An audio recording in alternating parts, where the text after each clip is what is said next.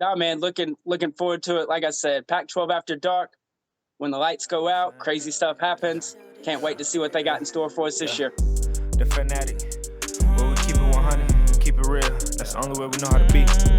Talking that sports talk, you know what I'm saying? Straight out of South Carolina, upstate, A64. Yeah, the FANATTIC, the fanatic, where we keep it OG. We talking sports, so I call what. Welcome into the FanX Sports Channel for sports fans by a sports fan. It's your boy Coach I, and I am with Jeff the Stat Guy. All right, man. We back, man. How you feeling, Jeff? Hey, man, doing good. Another episode, looking to jump into another conference. That's right. We are doing our series where we're telling the top 5 games from each conference that we're looking forward to. Mostly, a lot of those games will have something to do with who goes to the conference title, but some games can be important in other aspects. We've already done the Big 12 and we've already done the ACC. Now we're here to do the Pac-12. We've done the out of conference too. We did top 10 out of conference. Check those videos out. If you like the content, you want it to keep coming, man, don't forget to comment, like, and subscribe. Let us know in the comments what other, maybe even some group of 5 conferences you want us to do. Just let us know and we'll get to it. So let's jump right in, Jeff. Top 5 Pac-12 games 2022. First on the list, week 5, Oregon versus Stanford. I know Stanford hasn't been good in the last couple of years or whatever, but somehow, some way, they always find a way to either keep it close or beat Oregon. Like last year, Oregon goes to Ohio State. I want to say without Kayvon Thibodeau, beat Ohio State at Ohio State. Then turn around, they got Kayvon Thibodeau. They're back in the Pac-12, back out west, and then they lose to Stanford. Now, it wasn't back-to-back, but they lost to Stanford last year. I don't know how that happened because the talent gap should be that much different in Oregon than it is in Stanford. No, this is one of those games where, and I kind of look at this as a rivalry within the Pac-12. They play each other tough. Obviously, they go after each other in the North, and so it's one of those, man. It normally top-heavy game for the North, kind of decides some placement. Then, too, like you said, it doesn't matter, man. It's one of those things where even before Oregon was Oregon, Stanford used to be really good and kind of controlled their destiny in the Pac-12. Oregon always played them tough. And then Oregon got there and Stanford's hung with them. They pulled some upsets here and there, but always a good game. Definitely looking forward to that week 5. Week 5 is a big week in college football, really across the board. And this is just another marker on it. Yep, and this is Dan Lanning. This will be Dan Lanning's first time in the Oregon-Stanford rivalry. So to say, Oregon will probably be ranked preseason anyway higher than Stanford. So they may have a little bit more on the line than Stanford does. But by week 5, who knows what can shake out. Oregon could take a tumble and Stanford could be back, to their winning ways, or Oregon could be 4-1 with a loss to the Dogs already. Go Dogs. So the next game on the list, the USC Trojans have to travel to Utah. Listen, I feel like with Lincoln Riley, not talking about the man personally, because you can feel how you want to feel about Lincoln, but Lincoln know how to score points. You know what I'm saying? Lincoln knows how to score points. He brought his quarterback with him, Caleb Williams. He brought their top receiver with him. But they got to go to Utah. And Utah, they know how to play defense. So Utah is always in the mix with going to the Pac-12 championship. So this is week 7. Maybe USC has it together by then, but I can tell you right now, if they don't, it's gonna be tough sledding up there in Utah. Oh, and then you look. This is the game that I think decides the Pac-12 South. I think these are your top 2 favorites in the Pac-12 South, and so this is going to give somebody a leg up. I mean, obviously, anything can happen out west after dark. When the lights go out, everybody's in bed. They get the football on. So this could definitely be a game to give somebody a leg up. Now somebody got to get beat twice, so should definitely be a big time game.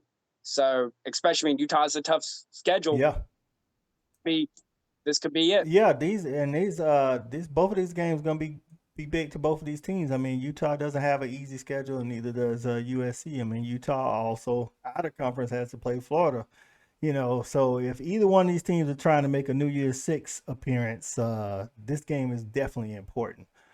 Just as important, we got USC at UCLA. Now, Chip Kelly used to be known for offense, like Lincoln Riley is currently known for offense. So, but since he's been at UCLA, it hasn't been the same type of offense that he, as explosive as it was when he was at Oregon. What you thinking for this battle of LA?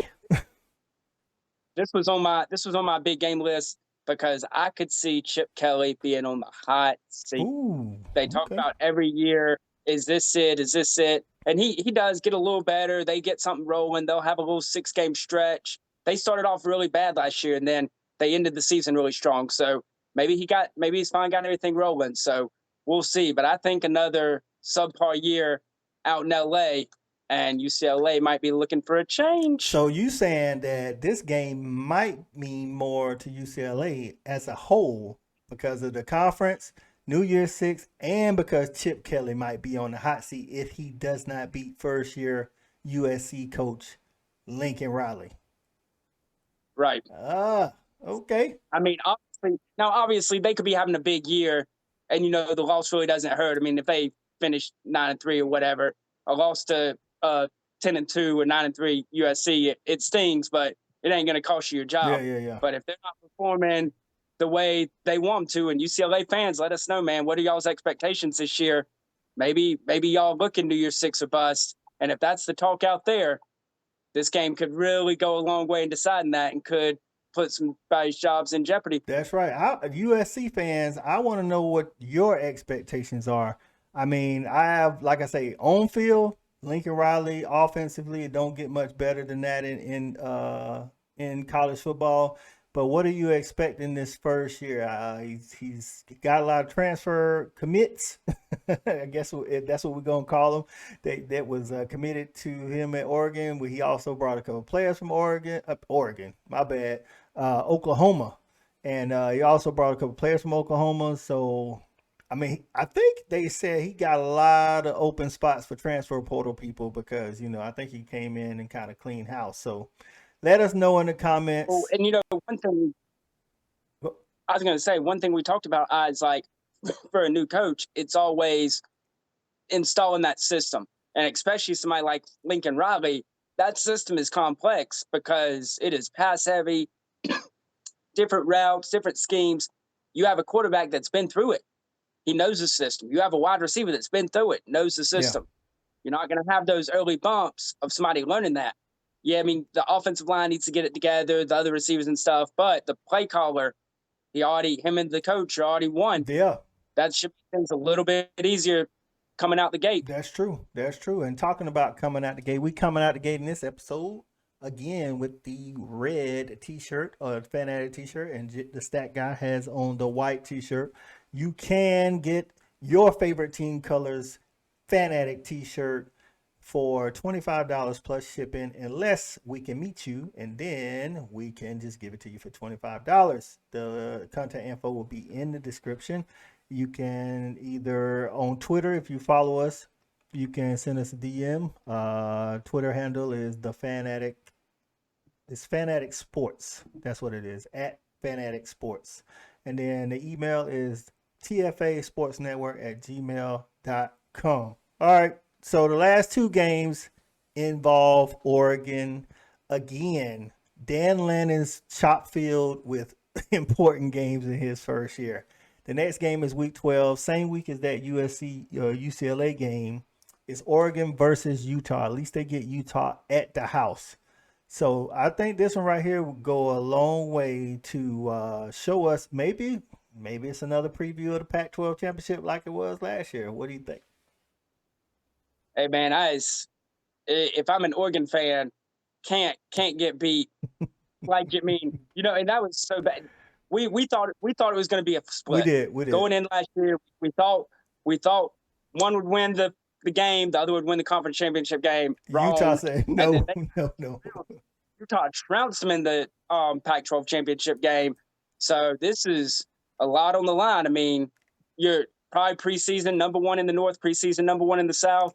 I like that they play each other every year, it looks like. So bring it on. Listen, if I am Oregon, I know a lot of people going to be talking about the Georgia game because, Dan Lanning coached at Georgia. But if I'm Oregon fans, I'm looking forward to that Utah game. I want some get back. Like you said, I knew for sure that after Oregon lost to Utah in the regular season, I was like, all right, in the Pac-12 championship, Oregon's going to get some get back. And Utah just walked the dog on them dudes, man. So if there's no other team I'm looking forward to as an Oregon fan or Oregon player for that matter, it's that Utah game. And they get them at home. So no excuses. I know first-year coach, but, hey, by week 12, Dan Lanning should have his defense, kind of cooking with oil, and we should see what's going on. They still got, Noah Sewell at linebacker, so we'll see what kind of difference he can make. So, but now here's the thing, we talk about this all the time as coaches. He wasn't there. He didn't experience those 2 losses. So is it, he got clippings hanging in the locker room?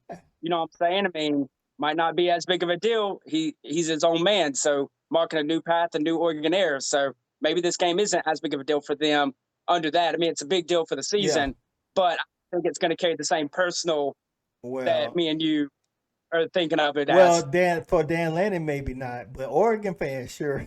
I think it's going to carry something for them. And some of the players those Oregon players that's returning, it might not mean anything to them in the offseason and leading up to the game, but the week of the game, they definitely they won't have to be reminded about the 2 losses. I'm pretty sure that if they don't see it on SportsCenter somewhere, they'll read it on social media and get reminded of it real quick.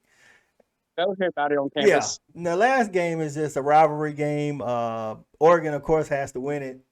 Oregon versus Oregon State. If they want to, this is another game. At that point, if they're in the running to make it to the Pac-12 championship, they have to win. I just like it because it's a rivalry. I think Oregon pretty much owns Oregon State for the most part. I'm not saying Oregon State hasn't won, but Oregon State hasn't been relevant nationally in a long time. So this is actually one of my favorite. This is probably my favorite Pac-12 rivalry. Used to be called the Civil War up until 2020. Obviously, PC got to change the name. Oregon State fans, what do y'all call the rivalry now? The 2 campuses, talking about 2 campuses that are close, 50 miles apart. That's a stone's throw when you're talking about college football. Mm-hmm. So next door neighbors. And really 65-48-1, Oregon leads all-time series. So really not as a big of a disparity as you would think. Yeah. They've both won straight. I mean, it's not like one of them's reeled off like 15 or 16 straight. That's true. You know what I'm hoping for in this game? Let's run it back to 1983 0-0 tie.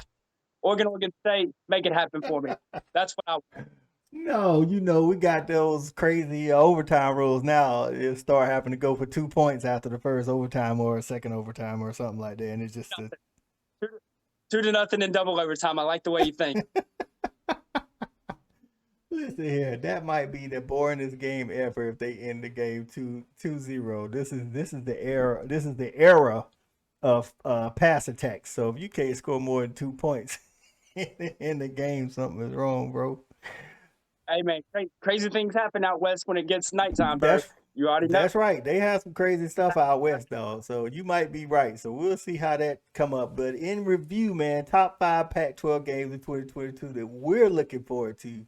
Oregon versus Stanford, USC at Utah, USC at UCLA on the road for both of those games, by the way. So Lincoln Riley got a lot to accomplish there. Oregon versus Utah and Oregon versus Oregon State. Oregon gets 3 of their biggest games at the house, Stanford, Utah, and Oregon State. So that should help Oregon out just a taste. So anything else on the Pac-12 game wrap up? No, man, looking forward to it. Like I said, Pac-12 after dark, when the lights go out, crazy stuff happens. Can't wait to see what they got in store for us this year. You want to keep it coming, man. Don't forget to like, comment, and subscribe. For Stat Guy, this is Coach I, Fanatic. With me. Yeah. We got it jumping like it's that valley. I call my dogs out the pound, let's go eat. Turn on Fanatic, let's have a debate. Who really hold down the Southeast from state to state? What team hungry gonna eat everything up off they plate?